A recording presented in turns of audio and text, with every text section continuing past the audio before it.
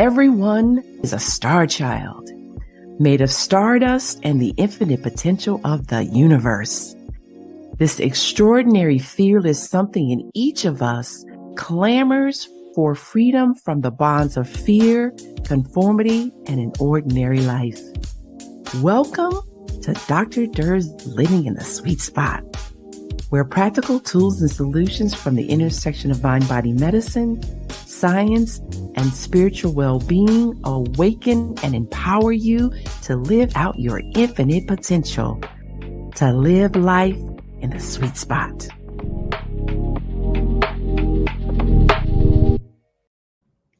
A lot of times men wear a mask because it doesn't feel comfortable or emotionally safe to fully be themselves, including expressing their emotions.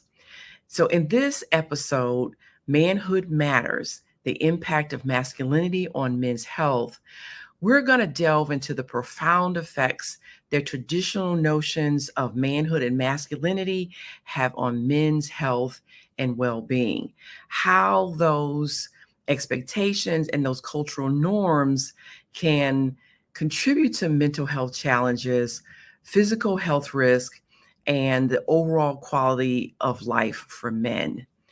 So joining me today for that conversation is my guest, Dr. Jimmy Henry. Welcome. Well, thank you for having me on, Dr. Ballin. I appreciate this platform opportunity to talk about men's health. Well, I'm so glad to have you here because this has been percolating with me for a while, because I have what I call a village of menfolk. And, I often think we have these conversations about what it means to be a man, how they think, how they feel, what I call how they move in the world, and especially so for African-American men in terms of what that looks like and the expression of emotion or not. But I know it's true that for men in general, there's this idea of what men how they're supposed to behave, what's acceptable, what's not, and how they can be not only challenged, but really kind of put down for those different expressions of manhood. But again, then I wanted to take a look at, so how does that impact, their health, their physical health, and their mental health? Right. So, there's a lot that kind of goes into answering that, right? What is manhood, really? Men, or being a man, is really having a XY, right? You're born a male, but essentially becoming a man is a maturity issue. It's really growing into physically, mentally, emotionally, and spiritually into who you are as a man. Now, we have these traditional concepts of what manhood should look like, and sometimes it's opposing what the modern ideologies of manhood really are. But either way, men can feel somewhat restricted in how to express themselves as comprehensive men. And that can have mental effects and physical effects as well. Yeah, absolutely. And so the thing that I love about having this conversation is because, by delving into this topic, we're going to take a look at how do you redefine masculinity so that it can lead to, healthier, more fulfilling lives, and challenging those stereotypes and promoting a more balanced, holistic approach to men's health. So before we get into that some more, let me share with the audience who Dr. Jimmy Henry is. Sure. So you trained in physical medicine and rehabilitation and did a fellowship in interventional pain management. And you've been a physician for nearly 20 years. Then you made a transition, become a board certified naturopathic doctor, a certified holistic health practitioner, and a master certified professional coach with an expertise in health and wellness coaching, life and executive coaching. And then you're also a keynote speaker. And I love the fact that you are passionate about men's health and utilizing mental fitness as a tool in your coaching practice in order to help men improve in their relationships, performance, and well-being. So, of course, the thing that I also think is really interesting about you is, you were in, or I should say, in and practicing, traditional Western medicine, which is allopathic medicine. Right. And then you made this pivot to naturopathic medicine. So tell us about that. Yeah. So, being in healthcare for nearly 20 years, right? Taking care of other people. Honestly, I didn't take care of myself the best that I should have, right? And I think we often fall into that trap of medicine about not putting ourselves first. And though while I was practicing and taking care of patients, building a practice, running a practice, having employees, I actually developed some health issues myself. I became hypertensive. I was overweight. So I was dealing with all these issues related to my actual stress. And then I began to kind of go on this wellness journey when I unfortunately lost a loved one. My cousin, who was only 34 years old, she passed away of breast cancer. No prior history, no family history, perfectly healthy. And that kind of led me down this path. Okay, how can I be the best version of myself and trying to avoid anything I can really, prevent? But it was hard to do while trying to run a practice. So fast forward 2020, we have COVID, stressful. We have George Floyd, stressful. Mhm. I was going through some personal issues as well. And just kind of the culmination of things caused me to just push the pause and just take a step back. And when I took that time away, I realized actually how burnt out I actually was. I was ignoring all these physical signs and symptoms, just keep going forward. Meanwhile, it was costing me a great deal health Yeah, wise. because So physician burnout is pretty common, actually. it's extremely common. And actually the funny thing is, men physicians, I believe, underreport how burnout they actually are. Mhm. And so I wasn't voicing my issues to anyone.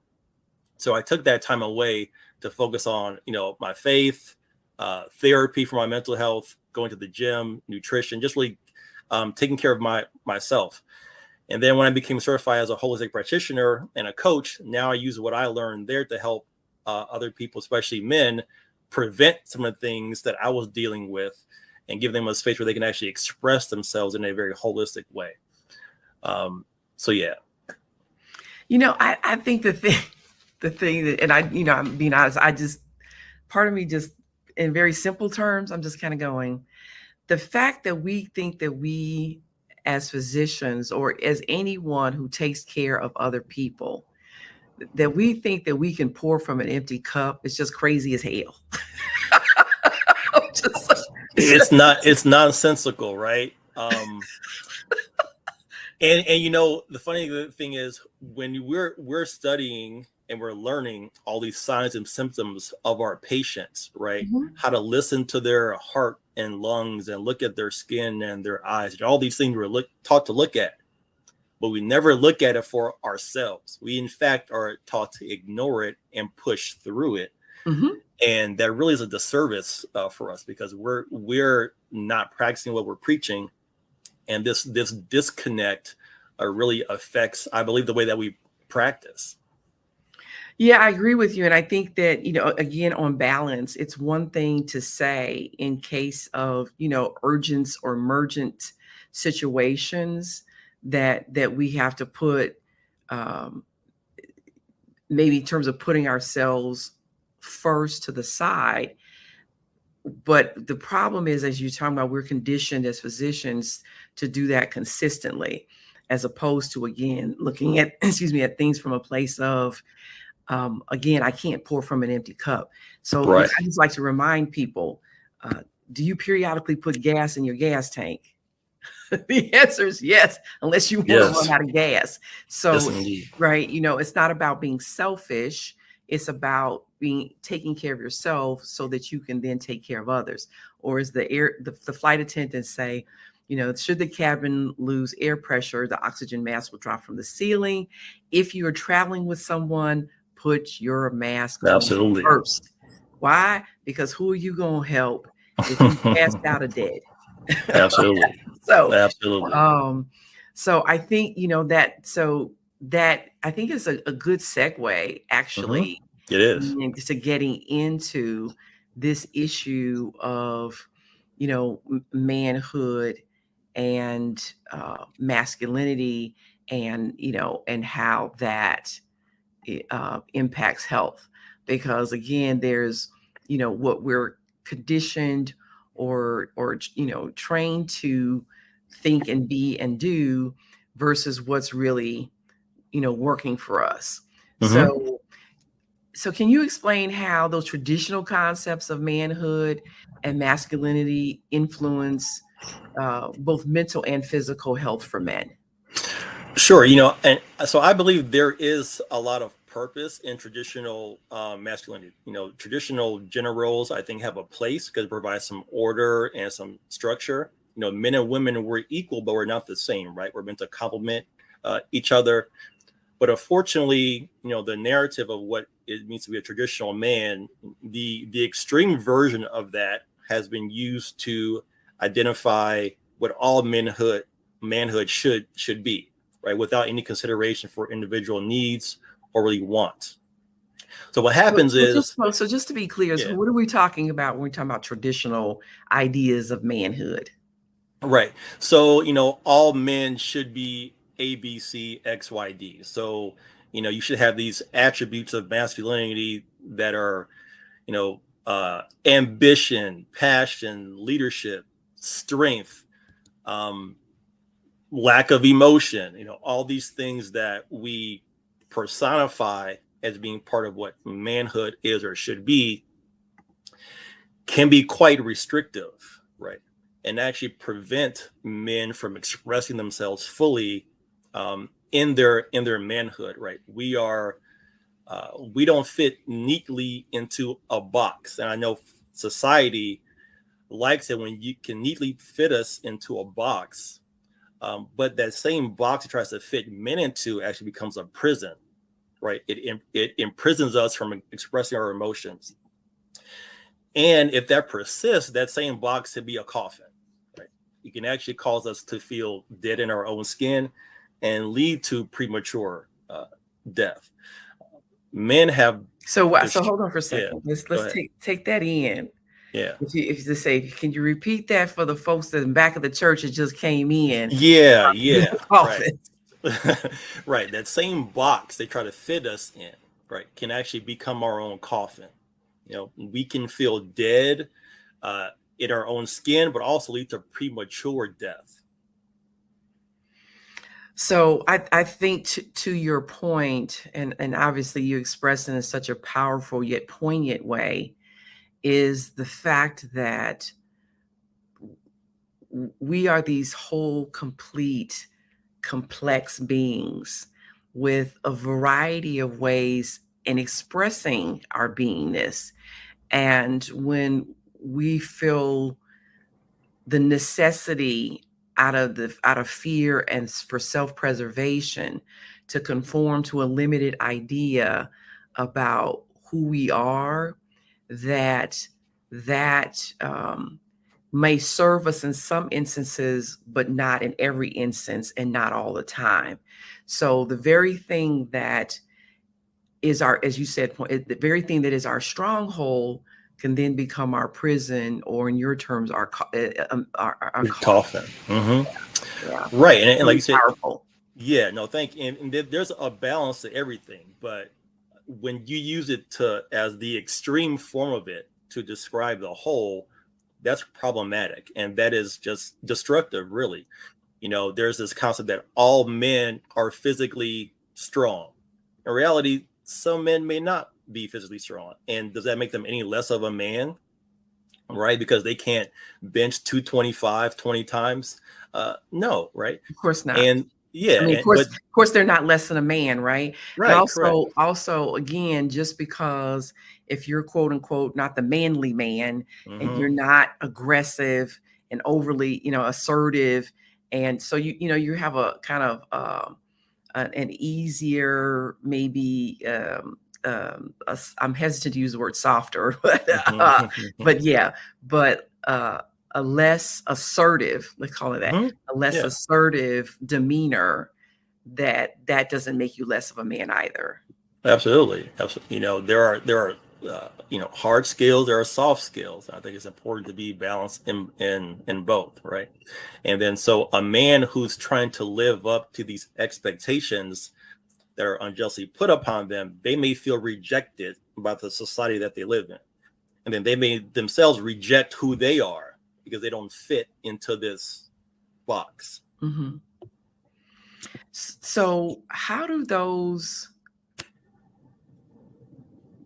I guess, misconceptions about masculinity and what it means to be a man, how does that negatively impact men's health specifically?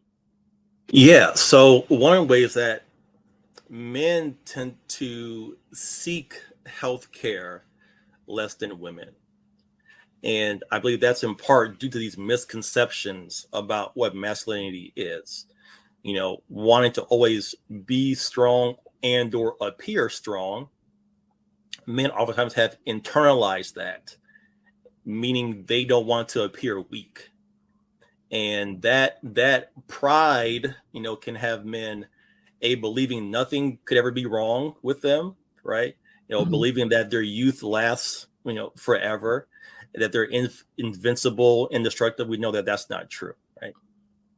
But also, what men may be dealing with is an element of fear, meaning they may want to avoid a potential issue, and they may feel like, well, if I don't know it or what I don't know can't hurt me. When in fact, very thing that you don't know can hurt you, even kill you, right? And I mhm. mentioned that men have a shorter life expectancy than women by on average about 7 years across cultures. And I really believe in part is due to these misconceptions and internalized stress that men deal with that lead to our demise prematurely. So, one of the things um, that I've been told, and you certainly speak about it, but I want to speak about it directly, is one of the reasons, well, put it like this, that men don't ask for help because it's perceived then that they're being weak. So then if you connect that to healthcare, both mental and physical, then to seek help for their mental and physical health then could be a sign of weakness. Am I Correct. making that correlation? Correct. That's Okay. that's very much the case. When in actuality, not seeking help may lead to an illness that then will actually make you weak. Right? There's actually wisdom and strength in seeking help for a problem, not avoiding the problem altogether. So, and here's how I try to frame it. Nobody, Yeah. in terms of whether you man or woman, no one knows how to do everything. Right. And because we don't know how to do everything, then you do seek professional assistance, right? If you don't know how to fix your plumbing, you call a plumber. Mhm. Your roof is leaking, you get a roofer. And if you want some landscaping or a house built, you're gonna get an architectural landscaper or an architect that builds houses. So to me, it's important to just think about the truth is, if we can ask for help to do these other things, right? I don't know how to fix the car. And these Mhm. cars today, they're like rolling computers, Right. really. Um, then you got to take it to a mechanic. So, I ask people to think about it in that kind of basic truth of getting help for other things. So be okay with asking for help with you when you don't know how to help yourself both with the mental health and physical health. So again, specifically, what kinds of illnesses are we talking about that show up in men because of their issues, in terms of the stresses of being Yeah. men, and just again not seeking help? What specific health issues No. are we Yeah. talking Yeah. For sure. So some of the leading causes of death are actually preventable causes of death, right? Cardiovascular disease, so heart disease, hypertension, high blood pressure, diabetes, cancer. Just off the top, those are the leading causes of death, and they're all potentially preventable. Lifestyle has a lot to do with our health, and internalized stress has a lot to do with our health. Stress has this cascade that can lead to inflammation and pain and increased blood sugar and narrowing of your arteries, et cetera, et cetera. So if we don't manage the primary culprit, which is stress, and then on top of that, don't seek help when we feel like we're not ourselves, then it becomes a chronic issue, which has devastating consequences. And when men think about, taking care of their family and providing for their family, you can't provide if you're not here. You're of no service to your family, not just financially, but emotionally, right? Mentally, Okay. spiritually. I was gonna say that again. You Yeah. can't do what if you're not what? You can't provide for your family if you're not here, right? Financially, mentally, physically, emotionally, your family needs you here. And I think it's the onus is really on men to be accountable to ourselves. There are a lot of factors that go into us not feeling comfortable or not willing to seek out help.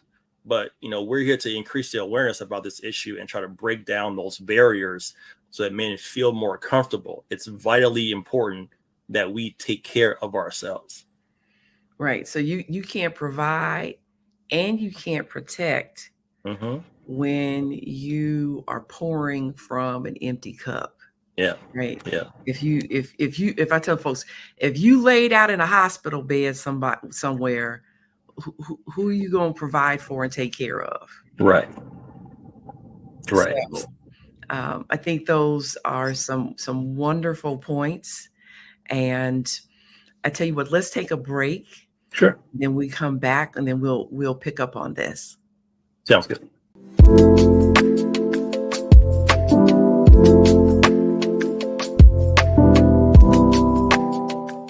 Heaven Abounds in You takes you on an inward journey of discovery that dramatically transforms your outward experience of life. Discover the power of belief. Utilize it in connection with science to create a vision of meaning and purpose that pulls you forward. Let go of the meager me to discover the magnificent me. Let go of your painful past and live life free from fear, worry, and stagnation. Experience an abundant universe as you powerfully create happiness, relationships, health, and limitless opportunities. When you heal your mind, all things are possible.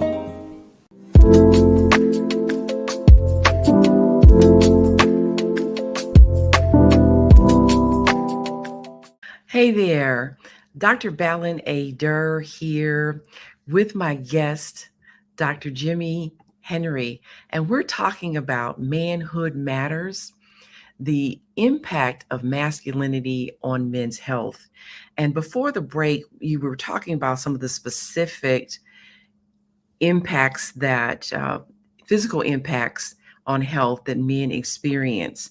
And so one of the things that I did, and you talked about these, but I also think it's important for people to understand how something works so then they can make better use of it.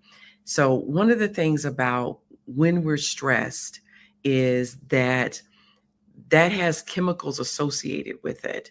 And then those chemicals impact the body. It's one thing if it's for a short time, few minutes, 10 minutes, if it's the, cars coming, I don't want to get hit kind of thing. But to be under chronic stress where it's just constant, and those chemicals really don't have a way to recede completely, right? So that you can go into that rest and restoration mode, then those chemicals are going to damage the body. They're also going to, as you talked about, they're going to dysregulate certain other hormones and chemicals, like dysregulate control of the blood sugar, dysregulate control of our blood pressure. So there are those aspects of it which is why, chronic stress is difficult. And so, of course, especially when you're talking about, being an African American man or being Latinx or being someone else of color, then there's the additional stressors that you all experience because of those dynamics and that constant stress that also impact your health. Now, the other part to that is that, I wanted to get into also some of the mental health aspects, because we didn't talk about that. And I like to tell folks, your brain is not in a separate container from the rest of your body. Right. So, and frankly, the brain is running everything. So if it's impaired some way, right, something about the way we think, feel, what we do, or how the body functions is going to be, it's going to be impaired. It's going to glitch. So obviously there's also, so then we're talking about, if you could speak to, there's the instance, then you've got depression and you've got anxiety, we've got addictions, we got that's from overdoses. Right. Do you want to speak about that at all? Yeah. That's a great way to, explain it, right? Stress serves a purpose for a short period of time. It's the chronic stress that has the negative problems. Kind of like pain, like if you were to put your hand on a hot stove, it's good that you perceive the pain to remove your hand from the hot stove. But if you don't and leave it there chronically, right, you're going to have second, third degree burns. So with mental health, especially when we feel stress, it can lead to certain emotions, right? And those emotions could be, anger, it could be frustration, sadness, what have you. These emotions should be expressed in a healthy manner. The best way to do that is to speak them, right? Talk to someone that you trust, a loved one, someone objective, a therapist, a coach, what have you.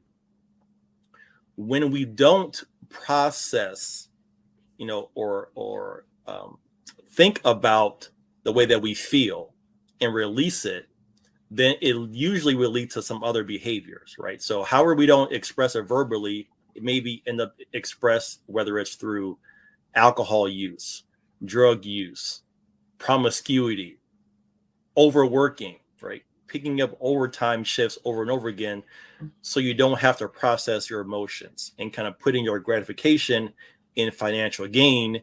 Meanwhile, you're unfulfilled in what you're doing. And let's not forget domestic violence. Oh, yes, right. So anger, unfortunately, that is a real thing. Men are oftentimes perpetrators, but even sometimes victims of domestic violence, sometimes for the same reason. You may put yourself in situations that you really shouldn't be in because you're not processing your emotions properly.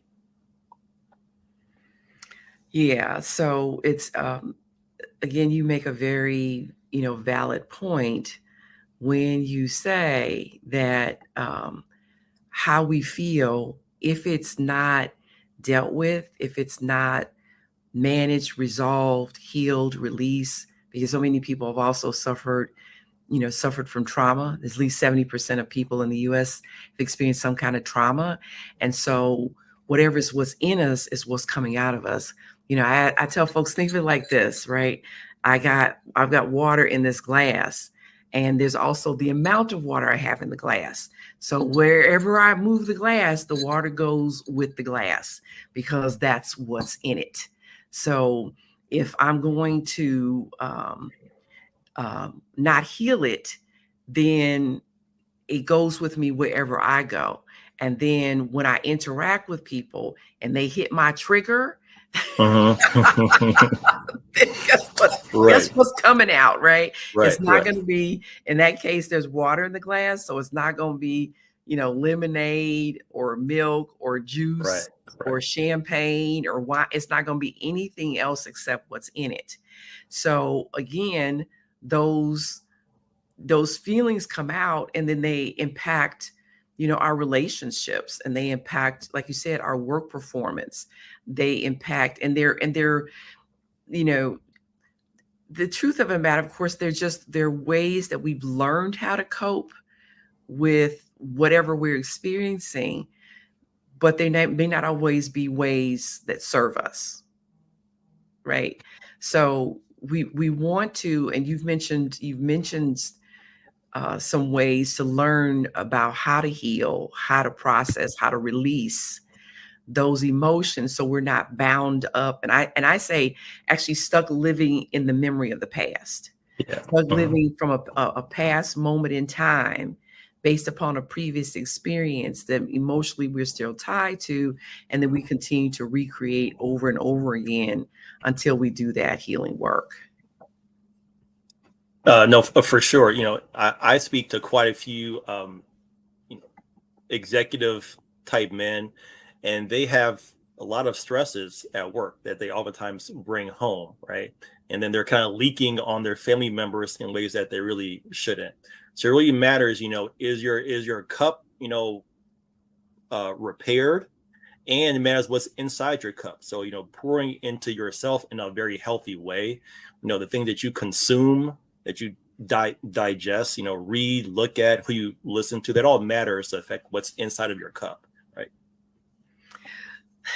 Okay, so to me, one of the big questions is, so then in what ways does manhood, masculinity need to be redefined so that the full expressions are acceptable, not threatening, meaning, or not putting men at risk of being harmed.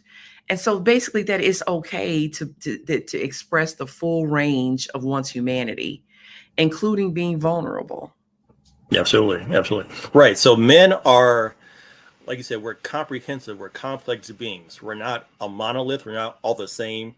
So I think it's important to really define masculinity on your own terms, right? Not base your existence on external expectations.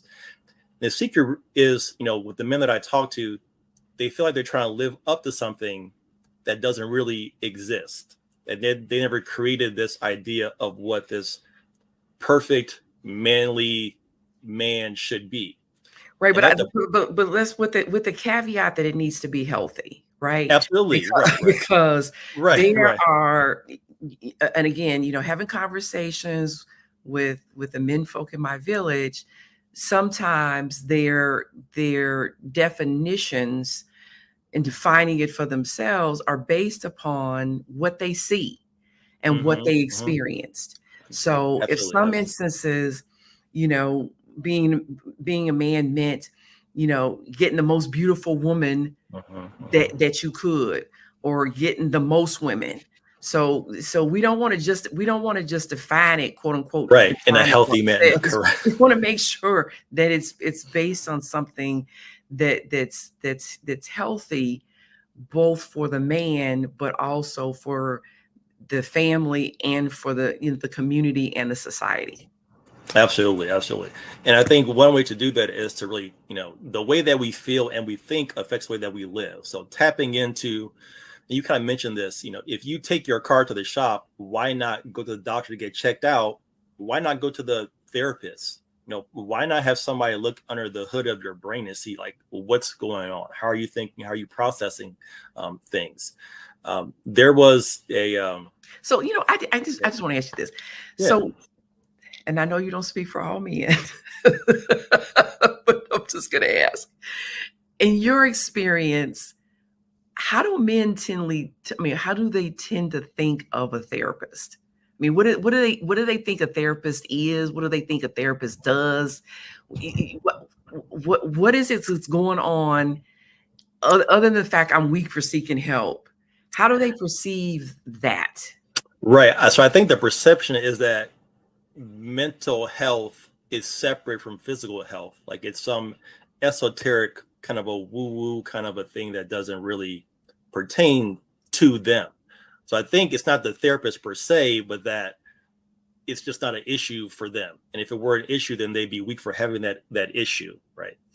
Um, however, So let me say, so part of, to me, so when you say that, let me just say, when you say that, what I immediately think of is what my core message is that your body can't live without a brain. Absolutely. And that education, that information, that understanding is something that is important for everyone to come to that realization. And we know it on some level, right? We know that if you own machines and you brain dead, that you're done. We know that on some level. But I think in a very what's missing is that knowledge and the acceptance of that truth in a very conscious way, right? So Right.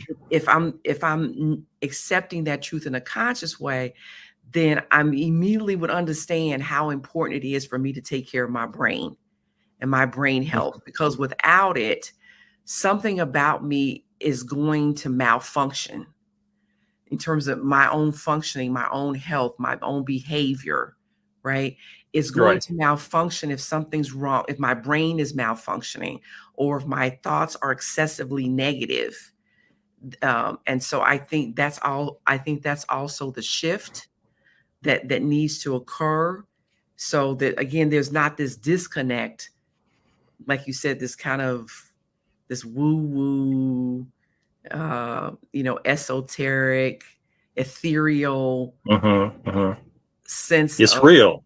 yeah. Not only is this real, but it's critical. Your brain is a vital organ, like your Absolutely. heart, like your lungs, like your kidneys, right? Like your liver. Absolutely. Without it, your body is done. No, there's a lot of re-education that needs to happen. I'm glad that this conversation will help educate people and make them more aware of the actual issue. Another thing I think for men especially is trust. And trust allows men to be vulnerable. And I think it's hard for them to be vulnerable with someone that they don't trust and or don't know yet, such as a therapist or a coach. So that takes time, because I've seen the best transformations with men when they feel vulnerable. Like they can trust you enough to tell you anything. And you have to really create a safe space for them to do that, because think about it from their perspective.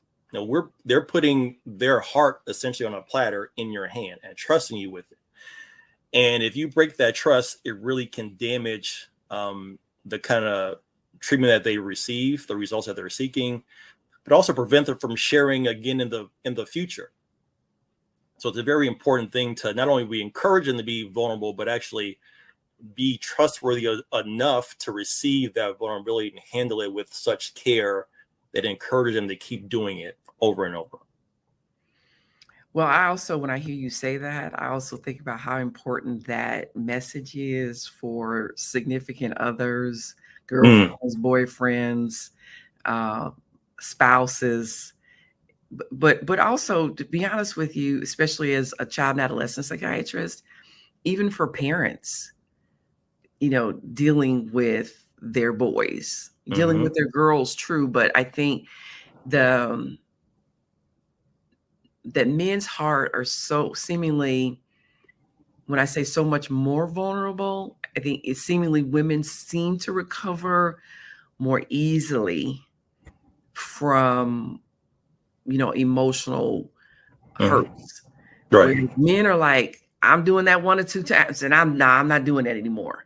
That whole thing, I don't, that emotional pain is so potentially devastating for them that they are unwilling to experience that again. Therefore, as you, brilliantly pointed out, that lack of trust, then it permeates every relationship. So the relationship with the doctors, the relationships with a therapist, the relationships again with the significant other or spouses, or in their professional environments. So, so how do we though then create, in terms of creating that safe space for them to be vulnerable? But I guess but more importantly, I think how do men create that for themselves, so then that they could have, better health and well-being for themselves? Because here's the truth of the matter, you and I both know. Yeah. We cannot always rely upon other people to do things for us, including creating safe spaces or the safety for us to demonstrate the fullness of our humanity. We can't always depend on somebody else to do that. So how do I create that for myself? So, or how does a man create that for himself so he can have, better health and well-being? Right. I always say, while you're waiting for systems to change, control what you can control within your own life, community, household, what have you. So, long story short, men need to be accountable to other men. I think it's important for men to create Come on, spaces teach where, today, Dr. Jimmy, teach. right. So, where men create spaces for other men to actually speak. And also, men hold other men accountable when they see certain behaviors or actions that they know are not healthy. Instead of sometimes we would encourage some of these behaviors, right? As in the kind of womanizing that you mentioned before. Instead of asking what's going on with his brother, that he would use this as his therapeutic release. What is he not processing in a healthy way? So men need to create the space. Or I was Yeah. going to say or I think if you want to look at those kind of behaviors, is this serving me or not? Right? Is it healthy or unhealthy? Is it getting me the results that I want? But also is just as equally as important, why am I doing this to meet what need? Right. And again, is it working or is it not working? Is it healthy or is it unhealthy? Is it again serving me and my family and the community or not? Right. Why am I? What need am I trying to meet? Right. And is it a healthy way to do it? So here's the thing. In the short term, some men feel that it does serve them. Mm-hmm. And It that's part of does. the problem, right? So they get this instant kind of dopamine action with whatever the activity is, and they feel like that's serving them. Pleasure. Right? Pleasure, That's what right? dopamine does. Pleasure and Pleasure. motivation.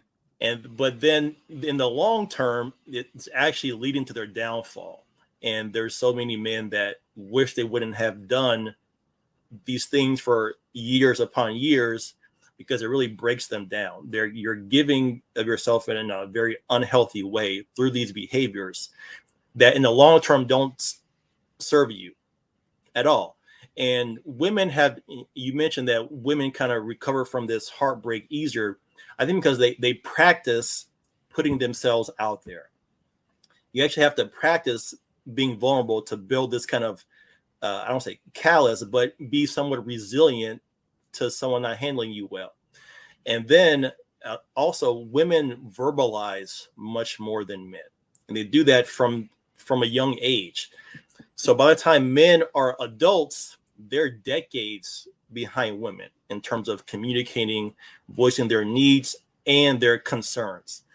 Sometimes we focus on what we want, like visually, instead of really reflecting on what do we need in this space and this time. And I just want to encourage men to have more awareness about this issue, and then be introspective about what your wants, your needs, and desires are for where you want to go in life. Say, wow, Dr. Jimmy. I'm just loving what you're saying here today in this conversation. I think it's so meaningful, impactful, and let's go ahead and take a break, and we'll come right back, and we're gonna pick up this conversation.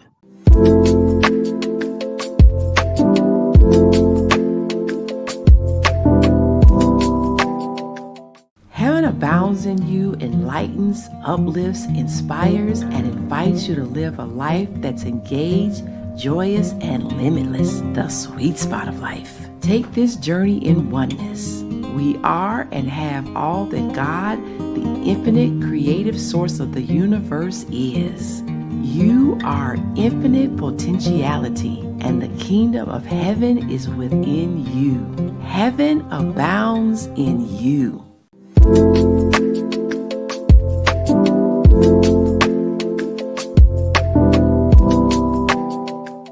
Hey there, Dr. Balin A. Durr, the host of Dr. Durr's Living in the Sweet Spot. And joining me today for this wonderful conversation is Dr. Jimmy Henry, where we're talking about Manhood Matters, the impact of masculinity on men's health. So, Dr. Jimmy Henry, you were just sharing some amazing wisdom during this conversation. And before we went to the break, the insights that you share about, men's thinking and their hearts, and what things we can start to do to address, and what things men can do also to address um, their own, concepts of manhood and masculinity and its impact upon health. So I was just going to say, if you could just briefly give us the summary about what men can do, or maybe specifically Sure. a brief summary, and then we're going to get into what healthcare providers can do in order to create better men's health, supporting Absolutely. So that. I believe that men can redefine masculinity on their own terms in a healthy way, right? And men can also create safe spaces for other men to express themselves, to be vulnerable, to be transparent.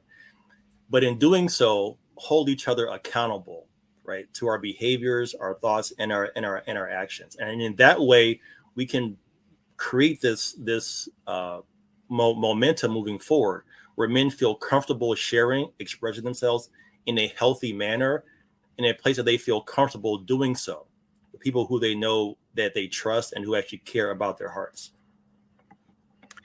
Yes, and I think the other thing too that that we're both saying is that we, in terms of men, need to give themselves permission to that it's okay to be vulnerable, to be emotional, because that's the fullness of your humanity. Now, what you also have to do though is, probably check out and vet the person that you're interacting with to see, is this somebody that's safe to do that with? Hmm? Right? Just like you don't hand the keys to your car to a 7-year-old Right. because they're going to tear it up. Right. Then the same thing is true with other people, right? So you want to check them out and make sure that they're responsible enough to handle you, right? To handle your heart. So, and then the same thing in terms of some same principle could then be applied to folks in healthcare. So again, the question becomes, what advice would you give healthcare providers to better support men's health by addressing those issues that are related to masculinity and manhood? Right. So I think, first of all, people really don't care about how much you know until they know how much you care. So while we may be educated as providers, we need to really get our feet on the ground and to do some of the legwork to get into the communities that we're trying to actually serve. So there's a program it's called the African Male Wellness Agency. So they do programs around the country that promote physical and mental health. And doctors should get involved in things like that. Anything that can help you get a greater understanding of where men are at in their personal lives, professional lives, that you may not have time to do in an exam room, really gives you an opportunity to build a relationship with the people that you're trying to serve. Okay, great. That's great. And so what can they do um, when men come into Right, right, appointments for right. their office? Yeah. So I think really just listen, not just with the words, but with body language, right? You really have to observe men when they come in, because again, they may not be forthcoming immediately with all that you want to hear. So when you ask, how are you doing? And they give you, one or two words, don't just stop the conversation there. You can ask, how's home life going?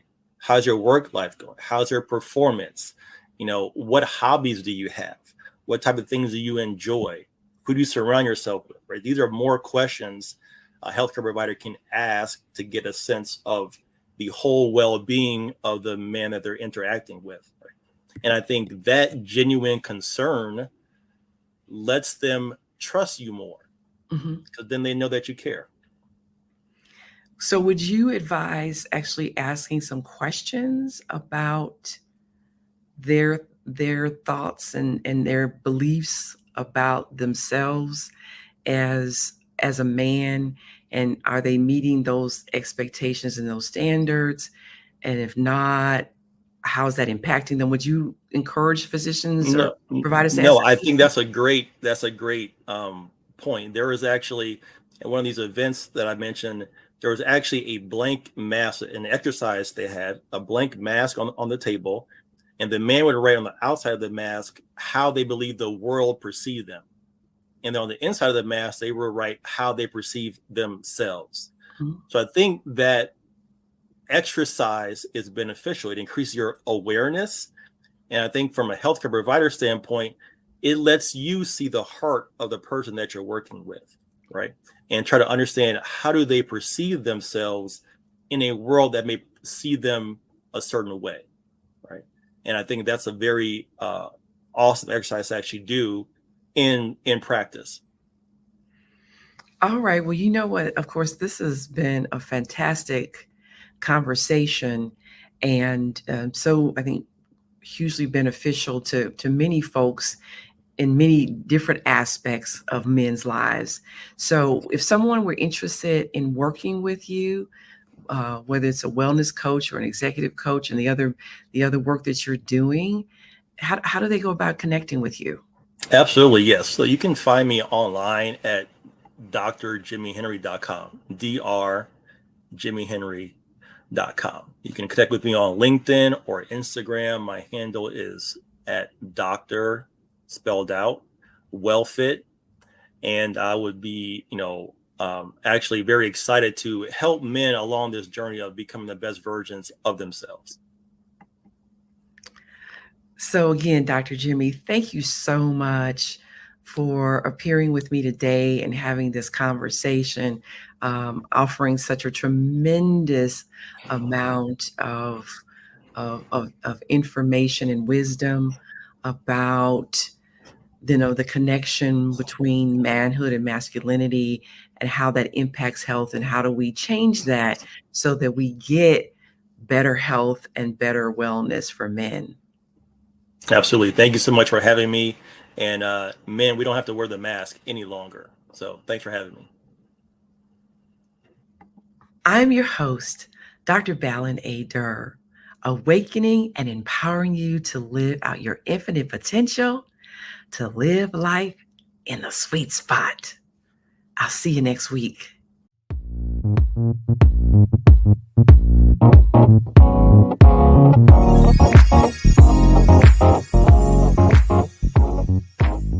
Thank you for joining us today in the sweet spot.